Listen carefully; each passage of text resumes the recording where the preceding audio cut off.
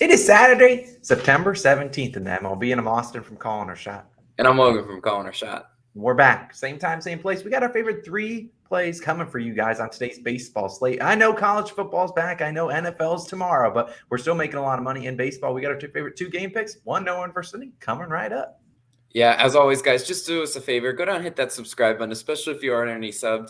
We really do appreciate you just taking that 0.5 seconds out of your day to really help us grow this channel. Can we hit 38,000 subscribers this weekend? Go get it done. I think we're a couple hundred away from that, maybe 600. That's a big number. But if you tell all your friends, maybe we'll get there. Let's talk about a recap from yesterday. Another winning day. We'll take that. We're 5-1 run. The Yankees, Brewers over 8. I think that should have been a first 5 total as they hit that in the 4th inning. But the Nerfy hits 2. Pirates, Mets, no one first inning. 6 up, 6 down. Easy one. Tigers team total over. You heard me talk about it yesterday. I thought the Tigers had a good chance of winning. And they won, but they scored 3-2, ended with a sac fly. So either way, I saw some people parlayed the Tigers plus 1.5 and had a 3-0 sweep. So good job to you guys. Hit that subscribe button if you're new. I already kind of teased about that college football. We have our college football week 3 best bets. It's already live for all of Saturday's slate. So go check out that video. It'll be linked at the end.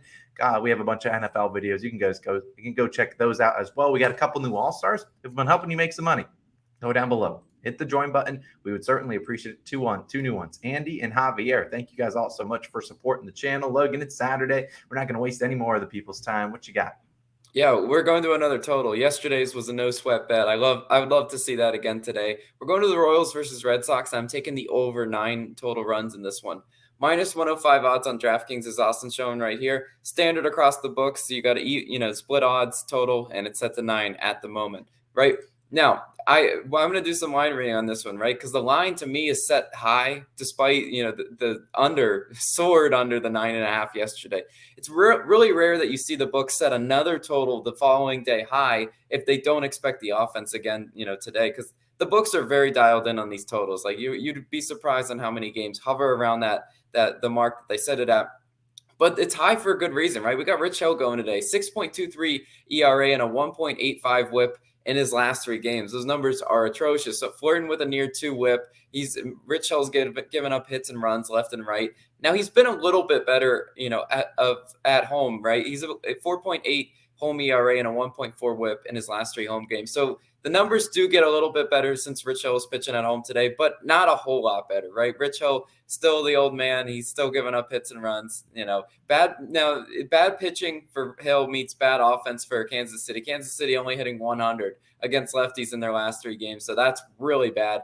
But I have faith that Kansas City can turn it around, right? Because on the season, Kansas City 11th in batting average and 13th in OPS versus lefties. So this is almost a top 10 offense versus left-handed pitching. And I think they should be able to get to Rich Hill today. I mean, the total indicates it, right? Now on the other side, we got Brady Singer, 3.83 road ERA. But recently, Brady Singer's been not so great. 5.4 road ERA and a 1.86 WHIP in his last 3 road starts. You look at that, he's flirting with, again, a 2 WHIP, which is really dangerous for a starting pitcher.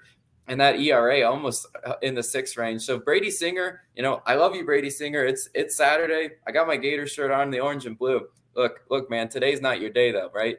Boston, 7th in batting average and 9th in OPS in the month of September. Boston offense is just like a completely up and down machine. But as of September, I think they're starting to finally, play up to what their talent indicates, being a top 10 offense so far in the month of September. So they should be able to get some hits and runs up on Singer. And lastly, I love these bullpens for an over, right? Kansas City, 28th in bullpen ERA. Boston, 25th in bullpen ERA. They got some meatball hurlers, turkey tossers, whatever you want to say in these bullpens. There should be run opportunities late. I'm pretty confident in that, and that's why we're taking the over in this one. But Austin, what do you got for us today? Alrighty, so I won't be taking the team totals today. Today I'll be going back to first 5 or first half pick, and we've been pretty good on these. So today I will be going with the Diamondbacks first half money line, currently minus 108 on FanDuel. Now, yes, this is the money line, not taking the run line. If you take money line, obviously it can push if it's tied after 5, and that's fine. I'm fine with that push at minus 108. Now let's talk about these two teams, because if yesterday you took this one, if you look at the line, well, let's talk about yesterday, 12-3 beatdown. look, the D-backs lost, and it wasn't even close. Blake Snell threw pretty well. Madison Bumgarner continues to toss turkeys out there, and they got spanked. And I expect a little bit of regression coming the Padres' way. This is an offense very similar to the Red Sox. It's very hot and cold. It's a team that you never know what you're going to get the day after. And, you look at Juan Soto, he's absolutely been stinking up the joint over the last 15, 16 games. But I do think that we'll see the Diamondbacks bounce back here. It's pretty telling that they have the Diamondbacks basically in a pick-em on the money line, despite, getting spanked yesterday. And you look at the pitchers. We got Musgrove versus Gallen. Now, Musgrove will start for the Padres. Let's talk about him. 3.28 ERA, a 1.08 whip. Now, pre-All-Star break, if you were just back at the Padres with Musgrove, you were able to retire pretty quickly. An 8-2 record, 2.42 ERA, 0.97 whip, 205 batting average allowed. Great stats. This is a guy that was, in that Cy Young conversation, not, at the top of the list, but he was up there like at 4 or 5.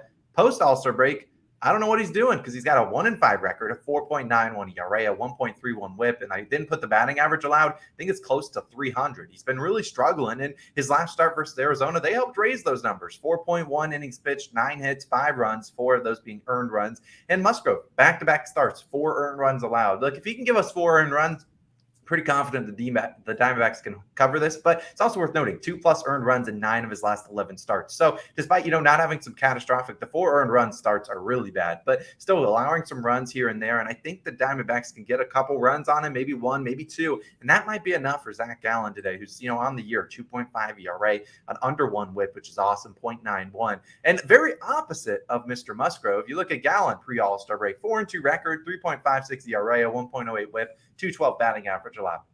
Pretty decent. Post All-Star break, 8-0 record, 0.97 ERA, 0.66 whip, and I didn't put his batting average allowed, but I believe it was in the 140. So he's been absolutely dialed in. He actually had, I believe, 6 straight starts where he didn't allow a single earned run. His last start was, in Coors Field, so you can't really blame him for giving up some runs at Coors, but, 6-inning pitch, 4 hits, 3 earned runs at Coors Field, and his last 2 starts have been very hot or cold against the Padres. He had 6-inning pitch, 1 earned run versus them, and then 5 innings pitch, 6 earned run. That was both pre-All-Star break, and it's worth noting the 6 earned run was a back-to-back start. So he started, and then in his next start, you got to see the Padres again. It's normally easier to hit a pitcher the moment you've seen him just within the last week. So they really think Gallen dials back in today. Think he gets it done. Diamondbacks first half money line can push. If that does happen, that's fine. But I do think they'll be leading at least by 1 run after the 5 innings. I don't want to go full game because I'm not trusting the Diamondbacks bullpen. I don't want to touch either of these 2 bullpens. I'd rather Musgrove versus Gallen to take a little bit of Gallen to get it done. But Logan, of course, I believe you know what time it is. I believe the people out there know what time it is. We got to get the rock music playing, and we got to get to it because it's American Nation. That's people are here for it. We're 8. Count them up. 1, 2, 3, 8. No one first things away from hitting 100 on the year. We're closing in on that mark, and hopefully we can make today's as no sweat as yesterday's was. And today we will be going to the Mariners and Angels and taking the no run first inning in that one. We need 6 quick and easy outs. It's minus 125 on FanDuel Sportsbook. Actually, for once, you got all the books kind of in alignment. Now, Barstool Sportsbook's up at minus 148. Don't take that. Let's talk about this one. Now, on the mound for the Angels, I don't know if you heard of this guy, Logan.